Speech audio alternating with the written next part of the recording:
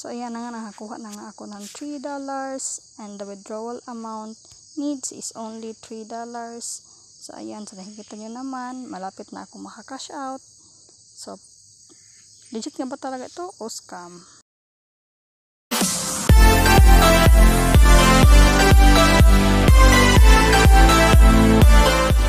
So ang review na aking ipapakita sa inyo ngayon, itong bagong apps na ang tawag ay Fruit Goals. So naka-early access pa siya, it means bagong labas lang talaga ito. So madami na siyang downloads, 100k na yung downloads niya. So wala pa siya gaanong review. So na-check ko at nung pinindot ko siya, naka-early access pa talaga ako. Sa case na ito is naka-install na ako ng games na ito. So ayan na nga, after mo laruin, so open mo lang yung app, so no need to sign up. So hindi na din kailangan ng invitation code or kahit ano pa. So parang may tutorial siya na slide lang yung fruits at parang yung naka-align lang talaga siya ba kung saan yung ka-match niya. So by matching these fruits, so makikita nyo na galing sa maliit hanggang sa palaki ng palaki, pero mag-iiba siya ng anyo at saka yung prutas niya. Nakaka-addict talaga ito. Pwede siyang malaro kahit na sino, so bata, matanda, or mga teenager. So pang pastime mo lang siya gawin. So napakadali talaga niya and it is very entertaining. So ayan na nga, nag-continue na ako, nag-play ng mag-play, and pag matapos ako, meron akong matatanggap na rewards. So ang sabi dito is congratulations. So meron daw akong additional na $4.93 at ayan na nga siya. Ulit mo lang talaga siyang gawin. So wala kang ibang gagawin kundi ganyan, maglaro ng maglaro at saka i-match talaga. And malaki naman yung binibigay pa nila. So nakikita nyo lang, another $6.92 na ulit. So wala namang ibang hinihingi kundi ganyan lang, simple task. At meron na ulit siyang ads. So manood ka lang ng ads. So ganyan naman talaga, 'di ba? Kapag earning apps, manonood ka lang talaga ng ads. So one way din kasi 'yan na makaka-earn din sila, yung developer. At pagtapos ng ads, so laro lang din ulit. So nakikita nyo naman, ayan na siya. So ito talaga ang isa sa nakaka-addict na game. So wala ka kasing ibang gagawin at wala namang ibang task kundi yan lang, ang mag-mix and mag-match ng mga fruits. And sa katagal kong naglaro, ayan na nga siya, halos mapuno na nga yung borderline. Pag napuno yung borderline, so it means back to basic, or it means balik ka sa umpisa. So hindi naman balik sa umpisa, parang game over lang yung game. At may na tapos nga ako na isang level. Pag makaabot ka kasi doon sa parang watermelon, so doon na yun siya, next level na yun. So nakaabot na nga ako at ayan na nga, meron na naman siyang ads. So para sa akin lang talaga, marami talaga siyang ads. So from the start is malaki pa naman yung binibigay nila. So at ayan na nga, binigyan ako ng $0.02. So again, $0.01. So additional na din yan. At ayan na nga, para mas maganahan ka pa, ang kailangan mo lang gawin is mag-play, mag-watch ng ads. So after parang may magsabi na naka-claim na yon, so mag-watch ng ads. So need mo talaga siyang i-play. At para maganahan ka, so nakikita nyo itong earn $68.04 more and you can withdraw $300.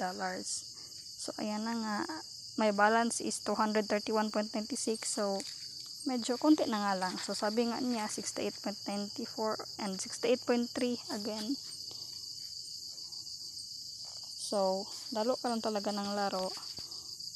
So kung hilig mo lang naman ay entertainment or pampalipas oras, so pwede talaga itong game na ito para sa iyo. Talagang nakaka-entertain talaga siya. So ayan na nga, so nakikita nyo, meron naman siyang mga rewards. So pakonti na nga lang. So habang patagal yung level niya, pakonti yung binibigay nila. So binigyan lang ako ng $0.01. So ayan na nga. So kanina sa simula is 0.64, 0.4, malaki-laki pa. So ngayon is 0.02. So ipunin mo lang siya ng ipunin. So yun nga lang, manonood ka ng ads. And after mo siyang maipon, ayan, tinignan ko yung dashboard ko. So nasa level 14 na ako, and so nakikita nyo, the withdrawal amount needs to reach is $3. So it means my balance here is 300. So it should be 300. So ayan, so and level 1 to 129. So meron siyang exchange rate na 1%. So kaya naman yung 200 ko, meron siyang exchange rate na 2, since ilang percent lang naman yon. Since hindi pa ako nakaabot ng level 30, so ayan na nga, medyo maliit lang siya, pero pag makaabot naman ako ng level 30, so mag-iiba na naman siguro yon. So ganito lang siya, laruin mo lang siya ng laruin. So congratulations, meron na naman ulit akong 0.01. So dito is sipag lang talaga at tiyaga. So kung gusto mo naman na maka-income ng malaki and yung pangmadalian, so this app is not recommended for you, kasi dito is hindi ka naman talaga maka-earn ng malaki. So this is not guaranteed na maka-earn ka talaga ng malaki, or parang yung sahod mo talaga ba. So dito is, sa app na to, pampalipas oras lamang. And ayan na nga, nakakuha na nga ako ng $300. And ang sabi dito, need to log in for 7 days to withdraw. Watching at least 10 ads will be considered as login. So every day mag-play ka and mag-watch ka ng 10 ads. So ayan, so yun yung criteria nila. So requirements, so after kong naglaro, so within 7 days, so tinry ko talaga na within 7 days, kasi yun yung nakasaad, and the withdrawal amount requires only 3%, or I mean $3. So na-continue ko lang talaga siya nang na-continue. So dito, nakikita niyo dito sa ibaba ng withdraw, so naka negative 1.29 na siya, kasi nalampas ko na yung $300 na points na hinihingi. So ayan na nga, balik tayo ulit sa aking dashboard. So malapit na ako maka-withdraw. So I am now on my 6 days.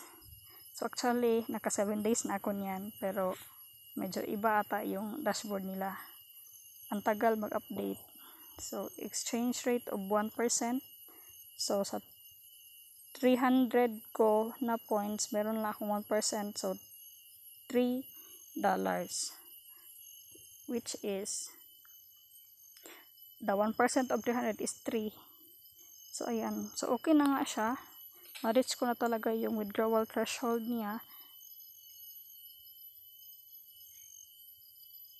And yung full withdrawal, so na-click after ko mag-login for 7 days. So ayan na nga. So need na again to log in for 7 days to withdraw. Watching ads will be considered as login. So need to active for 30 days again. So ayan na nga. So please complete the task. So yan lang guys. Kung nakaabot man kayo sa part na ito, nais ko lamang pasalamatan kayo for dropping by. Thanks for watching my videos. So nasa nakita nyo naman, need ko pa mag-active for 30 days. So hindi pa talaga siya assurance na makaka-earn ako talaga ng $3. So which means imagine $3, I only earn $3 for 30 days. So if it is just for entertainment and hindi mo naman talaga inaasahan na magkakasahod ka, so why not try it? Pero kung sa tingin mo naman na yung game na yon is makakatulong para sa pang-araw-araw mo na hanap buhay, so yung game na yon is hindi para sa'yo. So nangako sila na magbabayad sila ng $3 per PayPal. So PayPal lang yung available para maka-cash out ka. So for me, it is not really recommendable. Thank you.